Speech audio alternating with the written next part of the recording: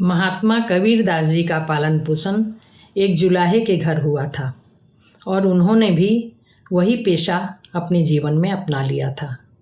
वे रुई पींच रहे थे एक दिन और उनके बगल में बड़ा ढेर पींजी हुई रुई का रखा था और वो अपना काम कर रहे थे। इतने में ही एक व्यक्ति आया दौड़ता हुआ और उसने कहा कि महाराज मुझे कहीं छुपा लीजिए, मैं निरपराध हूँ और सिपाही मुझे किसी चोर के बदले में पकड़ लेना चाहते हैं, मुझे छुपा लीजिए कहीं, नहीं तो मैं बेमौत मारा जाऊंगा। कबीरदास जी ने कहा इस ढेर में छुप जा। जो पींजी हुई रुई का ढेर था वह आदमी उस ढेर में छुप गया।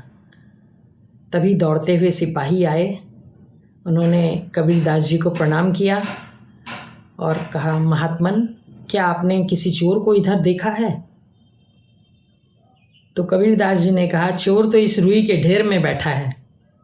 उन्होंने यह बात इस तरह से कही कि सिपाहियों ने उसे मजाक समझा और वो वापस चले गए।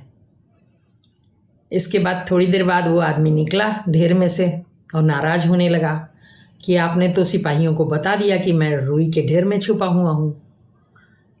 तो कबीरदास जी ने कहा अरे पगले, मैं वैसा नहीं कहता।